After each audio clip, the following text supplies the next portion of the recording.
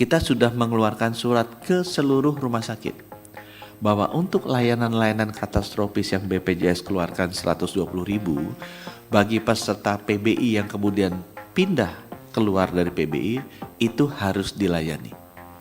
Kisru soal penonaktifan 11 juta kepesertaan BPJS Kesehatan penerima bantuan iuran atau PBI menemui titik terang. Pemerintah dan DPR akhirnya mencapai kesepakatan terkait polemik yang membuat sejumlah masyarakat risau beberapa hari belakangan.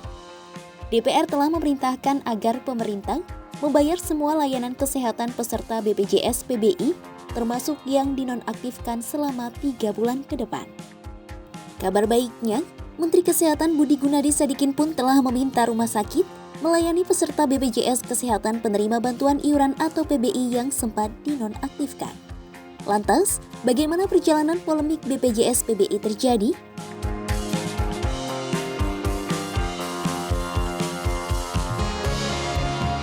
Penonaktifan kepesertaan asuransi BPJS Kesehatan segmen bantuan iuran jaminan kesehatan atau PBIJK belakangan menjadi perbincangan hangat. Pemutahiran data yang dilakukan pemerintah baru-baru ini telah membuat sejumlah peserta mengeluh sebab dinilai terlalu mendadak. Penonaktifan BPJS PBI sebenarnya bukan kewenangan BPJS Kesehatan, melainkan ditetapkan melalui SK Menteri Sosial Nomor 3/HUK/2026 yang berlaku mulai Februari 2026. Peserta yang tidak lagi memenuhi syarat otomatis tidak diaktifkan sebagai PBI. Ada berbagai faktor yang menjadi penyebab mereka dinonaktifkan. Pertama, karena data peserta tidak ditemukan dalam data tunggal kesejahteraan sosial ekonomi nasional. Penyebab lainnya bisa karena peserta sudah berada di desil 6 hingga 10 berdasarkan hasil ground checking dan verifikasi terbaru Kementerian Sosial. Sementara, bantuan BPJS Kesehatan PBI diprioritaskan hanya untuk masyarakat yang tergolong kalangan ke bawah atau miskin ekstrim di desil 1 hingga 5.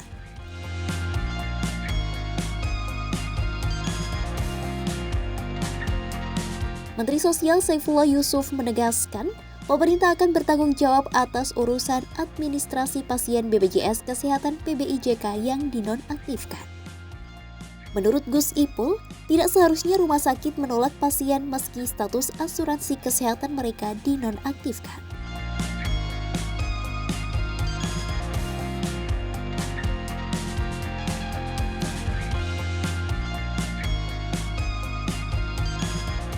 Gus Ipul mengatakan, untuk pasien penyakit kronis yang membutuhkan pelayanan seperti pasien cuci darah, pihak rumah sakit sebenarnya bisa langsung mengaktifkan kembali kepesertaannya. Hal senada juga disampaikan Kepala Humas BPJS Kesehatan Rizky Anugrah.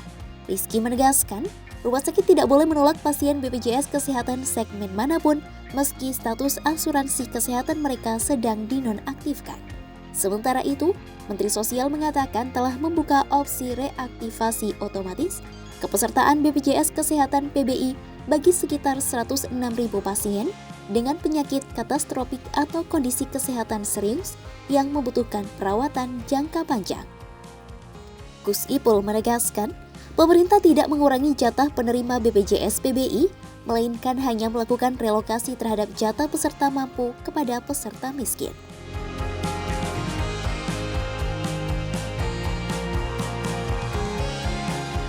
Menteri Kesehatan Budi Gunadi Sadikin meminta rumah sakit melayani peserta BPJS Kesehatan penerima bantuan iuran yang sempat dinonaktifkan. Budi mengatakan, Kementerian Kesehatan sudah mengeluarkan surat ke semua rumah sakit bahwa 120.000 peserta BPJS PBI yang menderita penyakit katastropik wajib dilayani. Ia juga mengaku sudah berkoordinasi dengan Kementerian Sosial agar pasien katastropik bisa dilayani. Budi meminta rumah sakit tidak perlu khawatir, di mana biaya pelayanannya pasti dibayarkan pemerintah. Rumah sakit yang melayani pasien BPJS PBI akan dibayar pemerintah melalui Kementerian Sosial. Pernyataan itu disampaikan Budi dalam rapat kerja bersama Komisi 9 DPR di Gedung DPR Senayan, Jakarta, Rabu 11 Februari 2026. Di Kemenkes sendiri kita sudah bertindak cepat pagi ini ya, hari ini, apa sudah keluar ya Pak Ajoy? Hari ini kita sudah mengeluarkan surat ke seluruh rumah sakit bahwa untuk layanan-layanan katastrofis yang BPJS keluarkan 120.000 bagi peserta PBI yang kemudian pindah keluar dari PBI itu harus dilayani.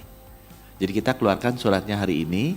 Sekarang saya pribadi sudah minta Pak Sekjennya, saya juga sekarang sedang meeting agar Kemensos kalau bisa mengeluarkan juga SK Kemensos agar orang-orang yang 120.000 pasien katastrofis ini rumah sakit tidak usah khawatir bahwa tidak akan diganti pembayarannya karena dia tetap iuran BPJS-nya akan dibayarkan oleh pemerintah melalui Kementerian Sosial. Jadi itu adalah keputusan yang menurut saya paling penting, berdampak langsung ke masyarakat dan sifatnya bisa segera berjalan.